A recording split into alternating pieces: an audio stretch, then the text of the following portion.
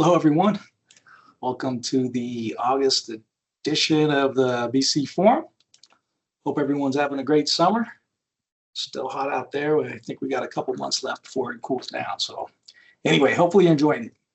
At our BC Forum on Wednesday, we started off with Chief Castillo, gave a presentation on the National Fallen Firefighters Foundation will be coming to Mesa for their family conference. This is really a big deal.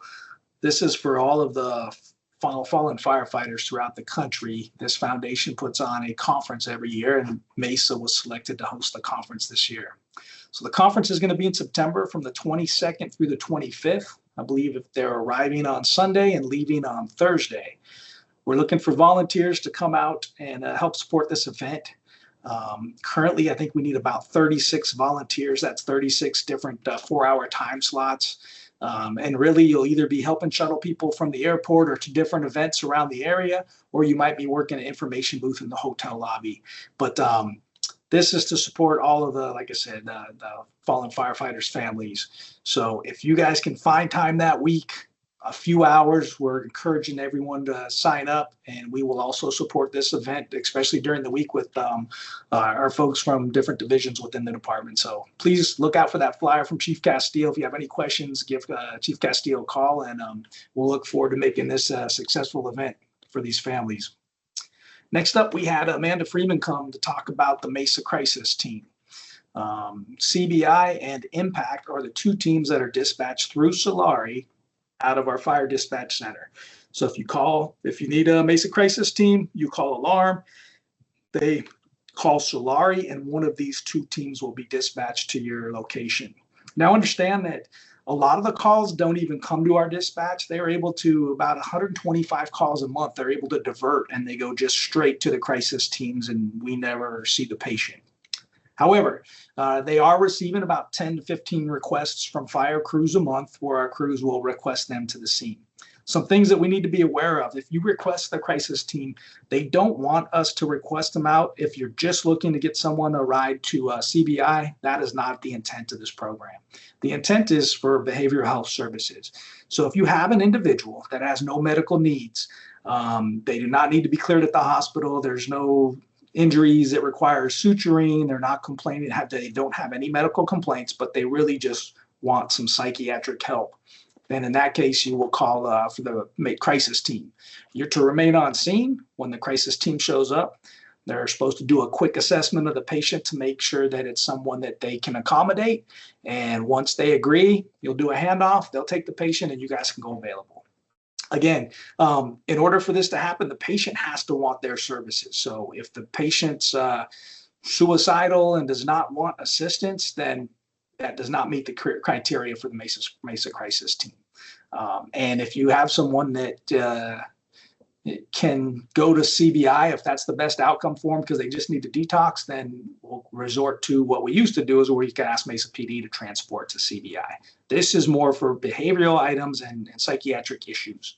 Again, it's voluntary.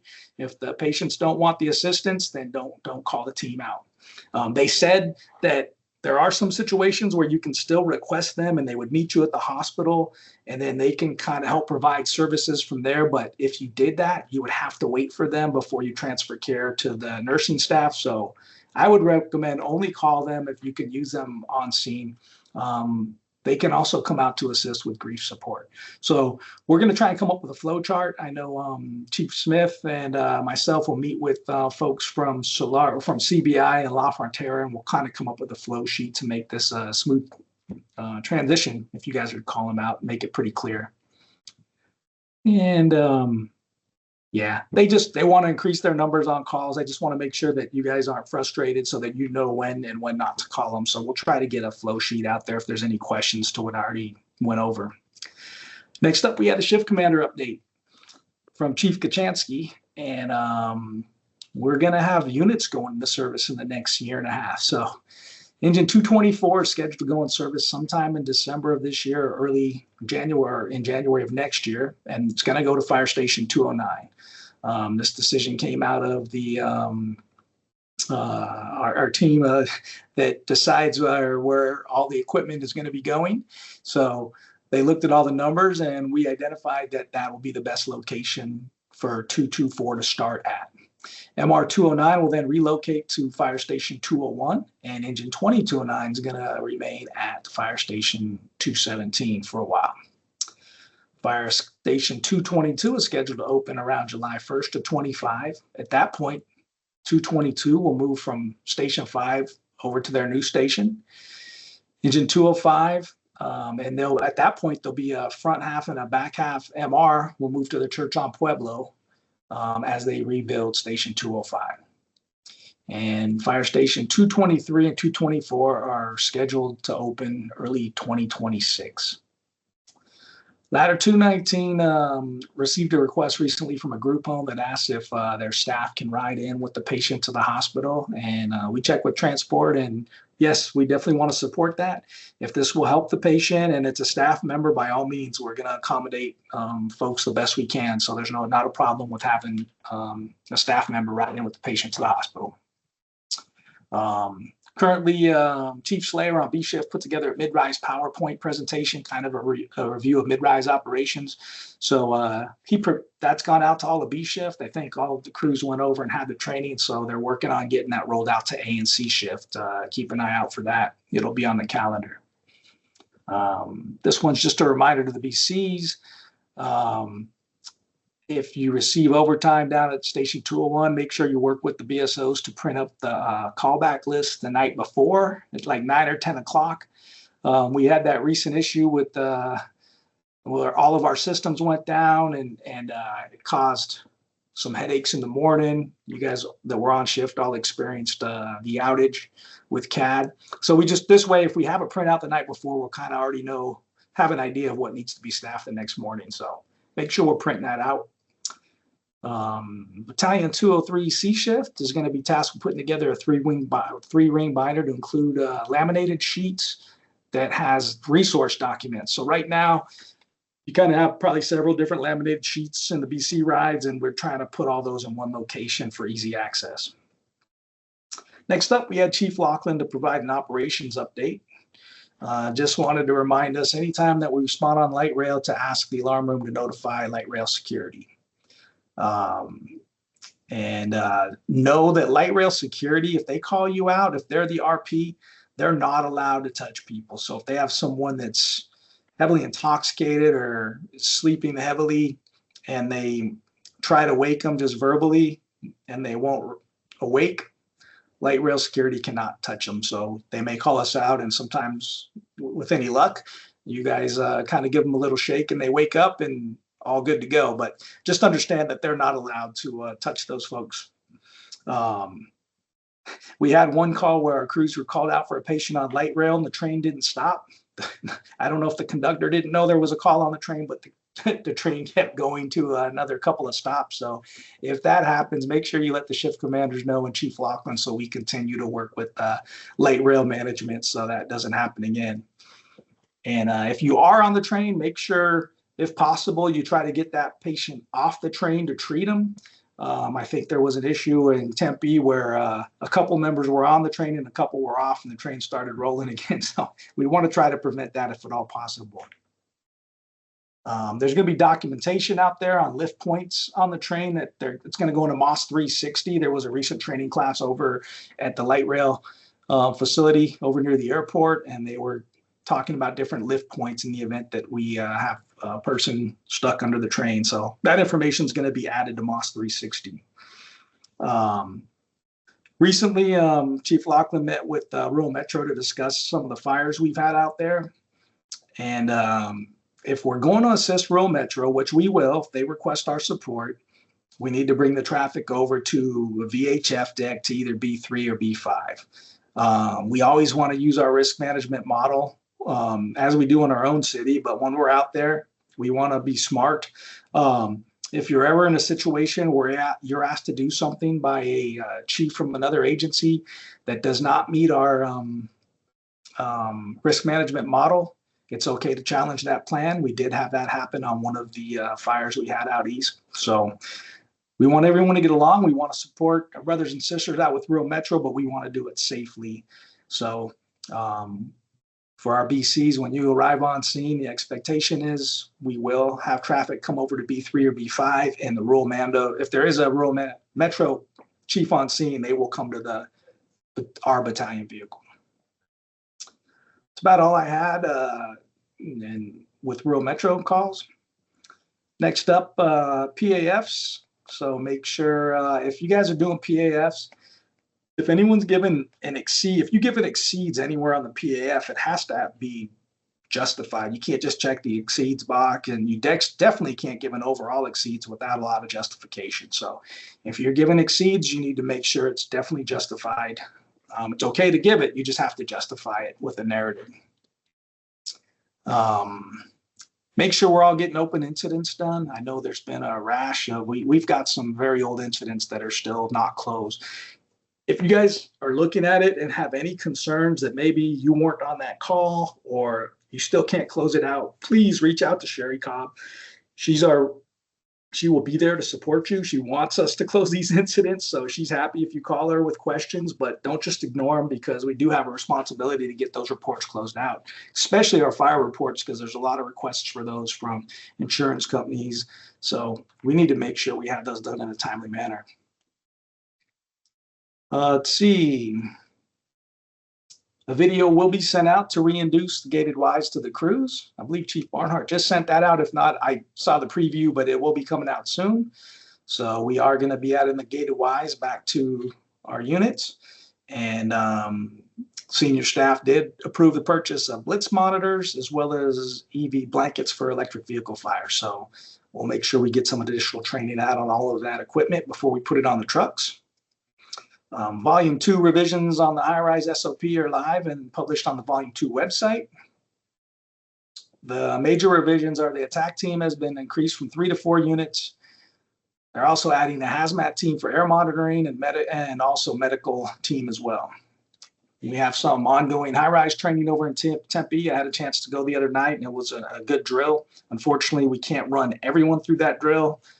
There's limited days on the calendar, and it is Tempe, so luckily we've been invited, but we've just been trying to capture the West Side crews right now since they're closer, and we'll probably be the first ones to respond on something like that.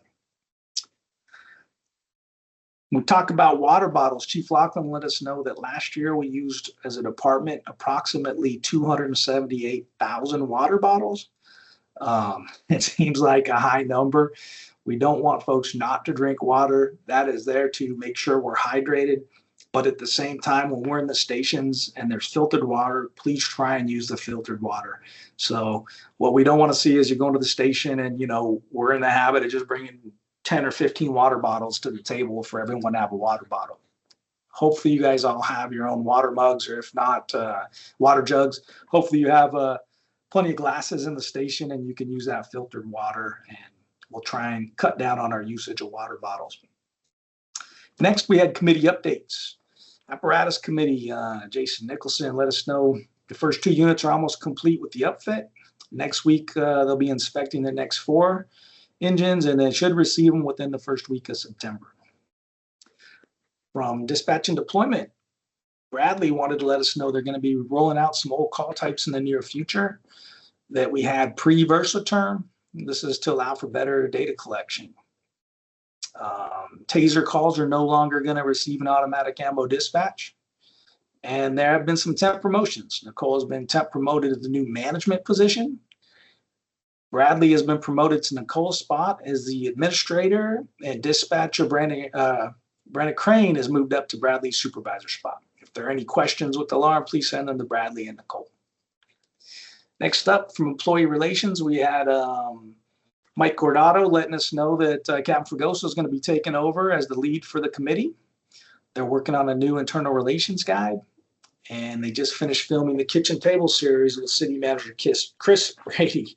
The next guest will be Chief Brigette. No updates for the EMS committee. No new updates from the equipment eval. Chief Lachlan had already covered, and I covered it today about the new equipment we're going to be getting. No updates from First Due Pre-Plan Committee. And then for our health and safety, we had Captain Barnhart provide the following updates.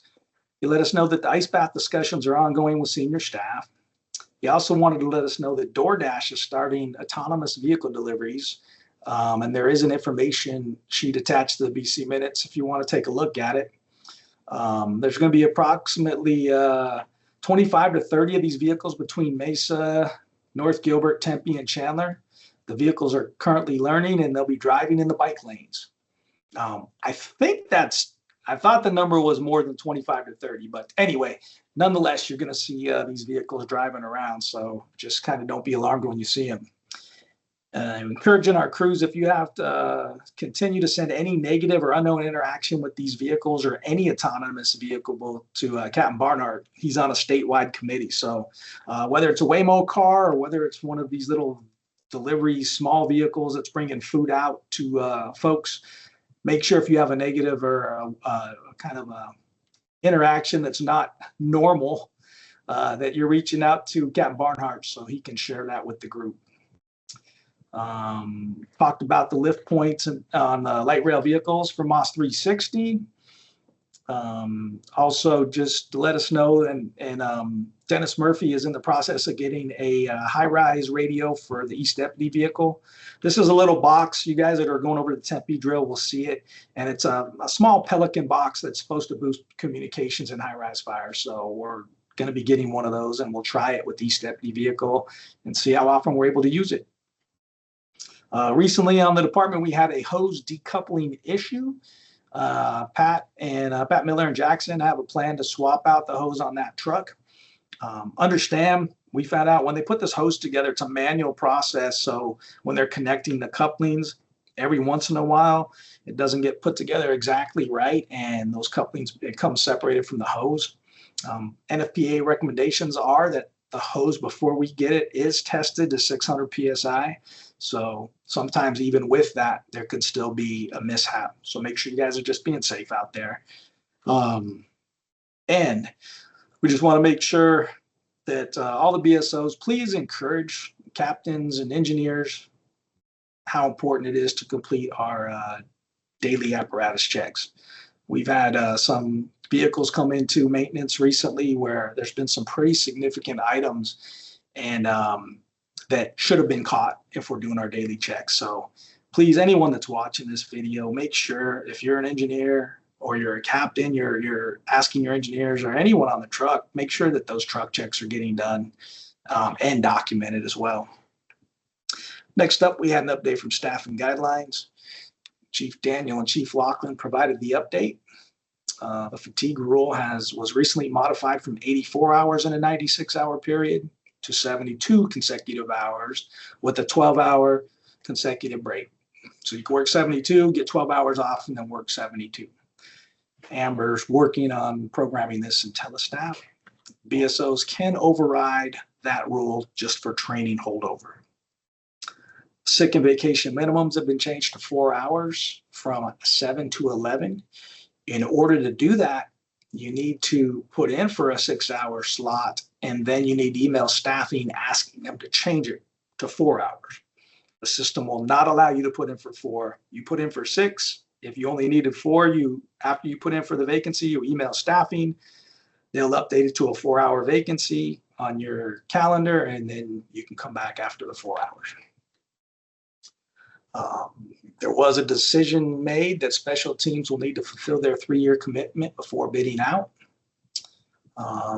If special team members bid the 12-hour leave pool after your 3-year commitment, they will lose their certification pay.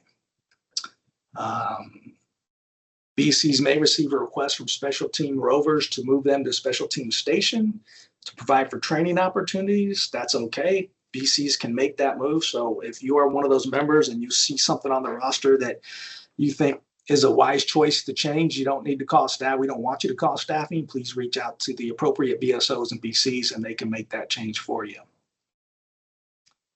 And a committee is going to be formed with staffing guidelines to work on the parameters for when we bring up this 12-hour back half MR in the future.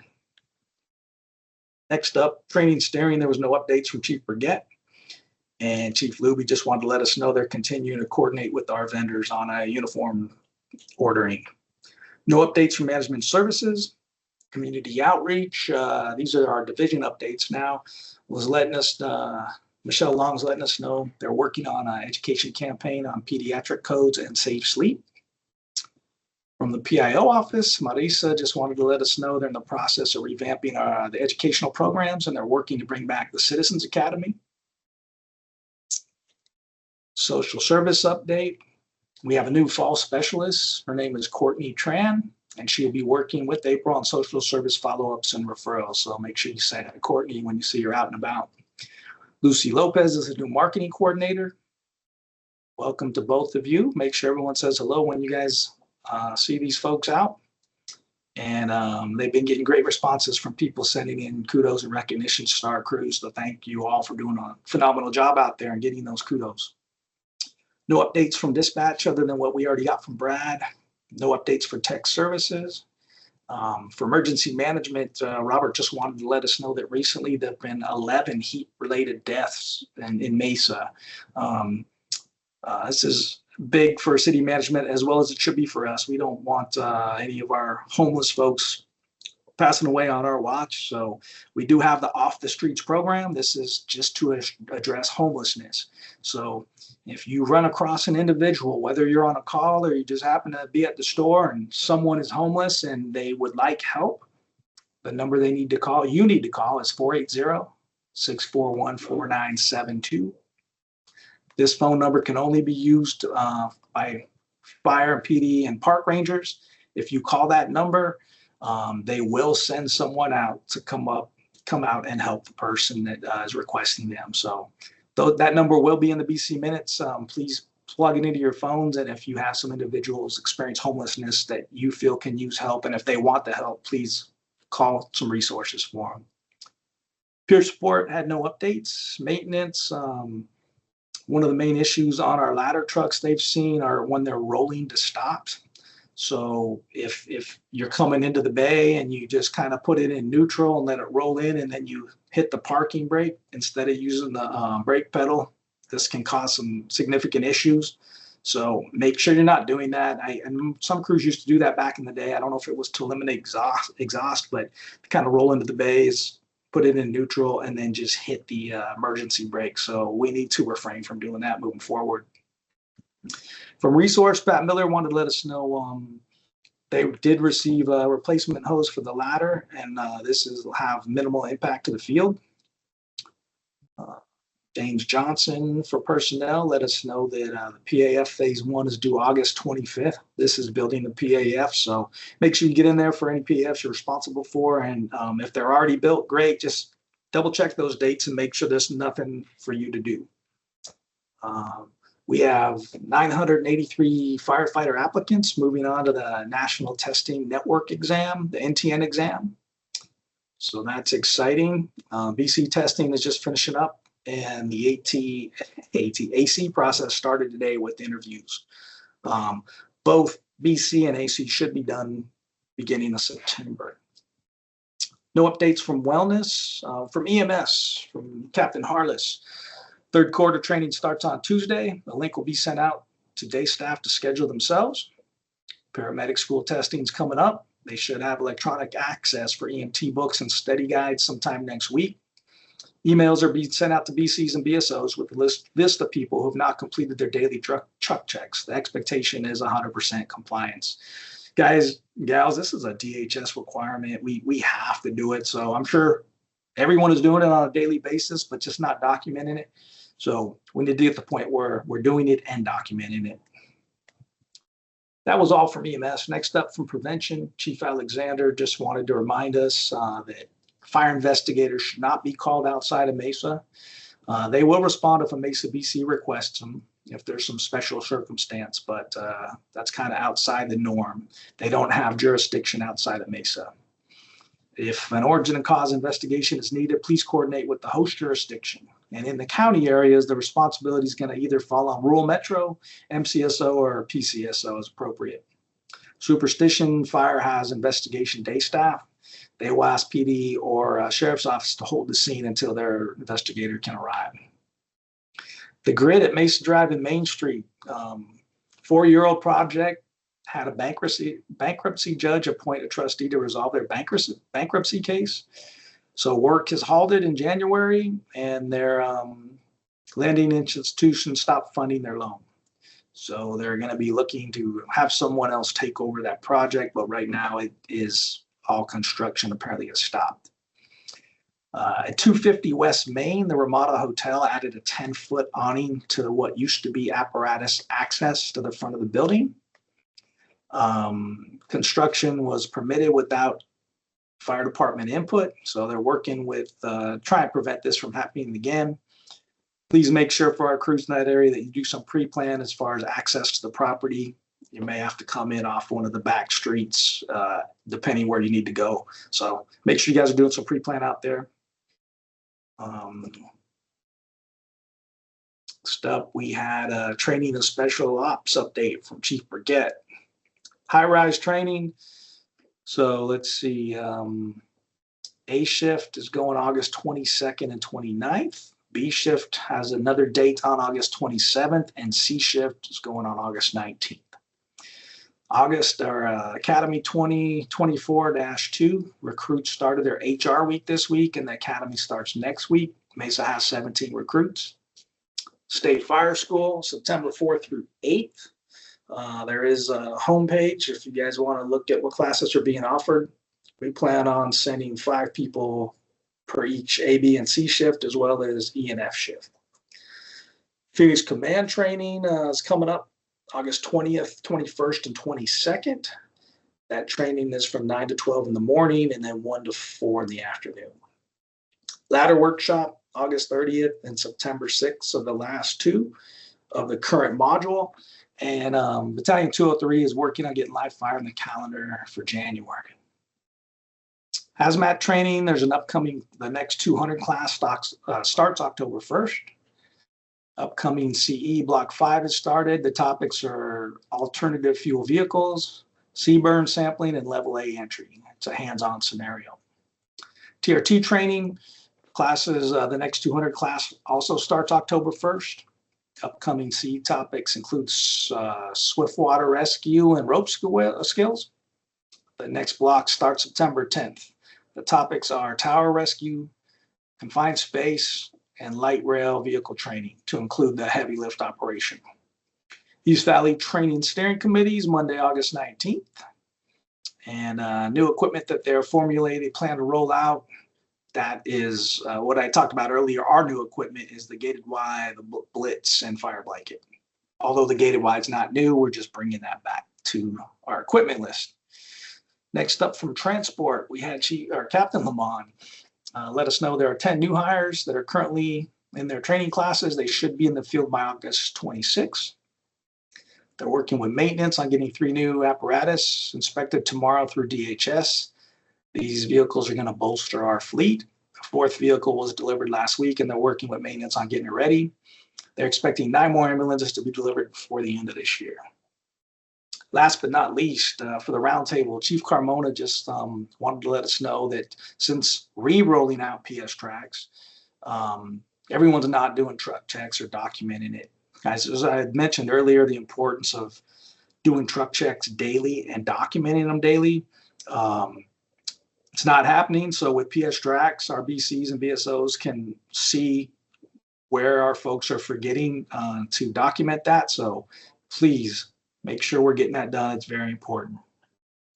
That's all I had. If anyone has questions about anything that I went over, feel free to reach out to me at any time. I'll be happy to do my best to explain it for you.